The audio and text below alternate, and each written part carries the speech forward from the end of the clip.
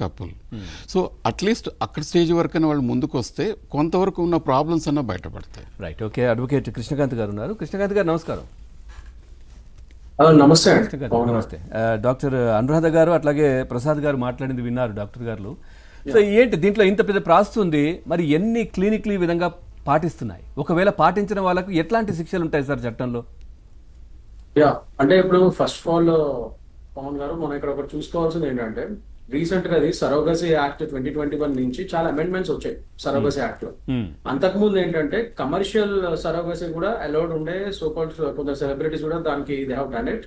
But మీరు చూసుకుంటే ఎక్కువగా ఈ సరోగసీ మీద ఈ సెలబ్రిటీస్ అందరూ ఇండియాలో ఇప్పుడు చేసుకోవట్లేదు. ఇదివరకు చేశారు బిఫోర్ ద అమెండ్మెంట్, ఇప్పుడు చేయట్లేదు. ఎందుకంటే ఇప్పుడు స్ట్రిక్ట్ అయిపోయినాయి రూల్స్. ఎందుకంటే ఇప్పుడు లేటెస్ట్ సరోగసీ యాక్ట్ 2021 నుంచి ఏమైందంటే, ఈ కమర్షియల్ సరోగసీ అనేది completely ban. Section 21 of the Surrogacy Act completely tells that it bans the commercial surrogacy. So, ante commercial surrogacy is completely banned. Only altruistic surrogacy ante adokate allowed. So, altruistic surrogacy ante ఇప్పుడు మీ close family, doctor గారు వీళ్ళందరూ కూడా ఇప్పుడు ఏకీభవిస్తారు. Only close family members, తెలిసిన వాళ్ళు వాలంటరీగా, that to between the age of 30 years అది ఉంటుంది అది.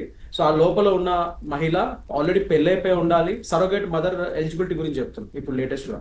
సో పెళ్ళైపోయి ఉండాలి, మినిమం ఒక ఇద్దరు పిల్లలు, ఒక బేబీ అని ఉండాలి అట్లీస్ట్. ఎస్, ఒక పిల్లాన ఉండాలి. సో ఇవన్నీ ఇప్పుడు రూల్స్ పెట్టారు. ఇప్పుడు ఇవన్నీ ఎలిజిబిలిటీ క్రైటీరియా సరోగేట్ మదర్ కి. She should be healthy. ఇవన్నీ అయిన తర్వాత, అండ్ మోస్ట్ ఇంపార్టెంట్లీ ఇందులో క్లియర్ గా ఏంటంటే, ఎటువంటి కమర్షియల్ ట్రాన్సాక్షన్ జరగకూడదు ఇందులో. ఆమె వాలంటరీగా వాళ్ళ కుటుంబం సమ్మతంతో, ఆమె యొక్క కుటుంబం సమ్మతంతో ఈమె వాలంటరీగా, వీళ్ళ క్లోజ్ ఫ్యామిలీ రిలేటివ్ కాబట్టి ఈ కపుల్ కి ఆమె ఒక సరోగేట్ మదర్ గా ఒప్పుకుంటున్నట్టుగా ఇవన్నీ ఎఫిడవిట్స్ ఇవన్నీ ఉంటాయి. సో ఇప్పుడు లేటెస్ట్ గా అంత స్ట్రిక్ట్ అయింది. అంత స్ట్రిక్ట్ అయిన తరుణంలో అయినా కూడా ఇలాంటి కొన్ని ఐవీఎఫ్ సెంటర్స్ ఇలా చేయడం అనేది it's a clear violation of such law. ఇక్కడ మనం చూసుకుంటే ఇక్కడ ఎన్ని యాక్ట్స్ వస్తున్నాయంటే, ఒకటి సరోగసీ యాక్ట్ ఉల్లంఘన కరెక్టే. ఇప్పుడు ఈ కేసు పరంగా చూసుకుంటే, సృష్టి ఐవీఎఫ్ పరంగా చూసుకుంటే, ఇక్కడ హ్యూమన్ ట్రాఫికింగ్ వస్తుంది, చైల్డ్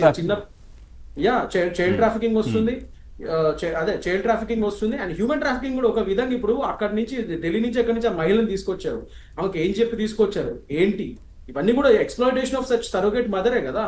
ఒక విధంగా హ్యూమన్ ట్రాఫికింగ్ కూడా అట్రాక్ట్ అవుతుంది, అండ్ చైల్డ్ ట్రాఫికింగ్ అయితే ఖచ్చితంగా అట్రాక్ట్ అవుతుంది.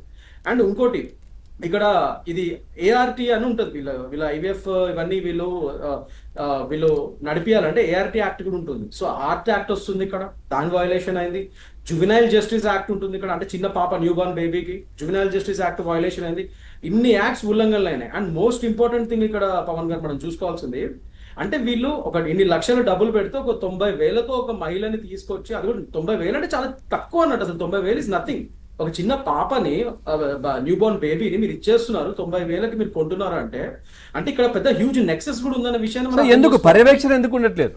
అడ్వకేట్ పర్యవేక్షణ ఉండొచ్చు. ఇక్కడ ఏదో పెద్ద నెట్వర్క్ ఉంది, ఇక్కడ సిండికేట్ ఉందనే మీనింగ్. అక్కడ పోలీస్ వాళ్ళు దర్యాప్తు చేయాల్సిన ఆ కోణంలో కూడా ఒక క్రైమ్ సిండికేట్ లాగా ఏదో పెద్ద సిండికేట్ కూడా ఉన్నట్టుంది. లేకపోతే ఈజీగా హౌ ఇట్ ఈస్ అవైలబుల్, ఒక మహిళని వీళ్ళు ఎలా తీసుకురాగలిగారు 90,000కి? అంటే there is a huge nexus. అంటే ఈ ఐవీఎఫ్, ఇలాంటి ఐవీఎఫ్ సెంటర్లు ఇంకా ఎన్ని ఉన్నాయి? వీళ్ళందరికీ ఒక నెట్వర్క్, అందరికీ సప్లై చేసేవాడు ఎవడైనా ఉన్నాడా? మధ్యవర్తి, ఇంటర్మీడియరీ, అసలైన ఇవన్నీ ఎక్కడి నుంచి అవుతున్నాయి? సో ఇవన్నీ కూడా వీళ్ళు ఆలోచించుకోవాలి, ఇవన్నీ కూడా వీళ్ళు చూడాలి. పోలీస్ వారు ఆ విషయంలో దర్యాప్తు చేయాలి. ఇట్స్ అన్ ఆర్గనైజ్డ్ క్రైమ్ లాగానే ఉంది అంతా, మీకు అర్థమైంది కదా. సో ఆ విషయాల్లో కూడా దర్యాప్తు జరగాలి. So first of all sir, couples, young couples ని ఇక్కడ 2 విధాల ఎక్స్ప్లోటేషన్స్ అవుతాయి. ఒకటి, యంగ్ కపుల్స్ ఎవరైతే పాపం ఇవాళ రోజు మనకు తెలుసు, ఇవాళ రోజు ఉన్న లైఫ్ స్టైల్ ఇష్యూస్ కానీ ఏదైనా కానీ లైఫ్ స్టైల్ హ్యాబిట్స్ వల్ల వీళ్ళకి చాలా మందికి ఫర్టిలిటీ ఇష్యూస్ ఉన్నాయి. డాక్టర్ గారు ఏకీభవిస్తారు, because of nothing but the life style issues. చాలా మంది యంగ్ కపుల్స్ లో పిల్లలు సరిగ్గా ఫర్టిలిటీ ఇష్యూస్ వస్తున్నాయి.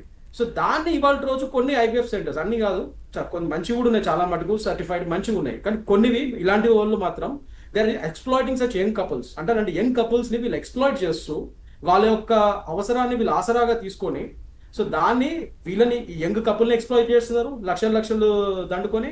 At the same time alternative గా అక్కడి నుంచి ఒక మహిళని, ఒక దిగువ పేదరికంలో ఉన్న మహిళని తీసుకొచ్చి అలా కూడా ఎక్స్ప్లాయిట్ చేస్తున్నారు surrogate mother, which is completely violation of so many acts. ఇక్కడ హ్యూమన్ చైల్డ్ ట్రాఫికింగ్ ఇవన్నీ అవుతున్నాయి అక్కడ. సో ఇది ఖచ్చితంగా ఒక మంచి దర్యాప్తు జరగాలి, ఈ నెక్సెస్ అంతా బయట తీయాలని చెప్పి నేను కోరుకుంటున్నాను. కృష్ణ కుమార్ గారు నమస్కారం.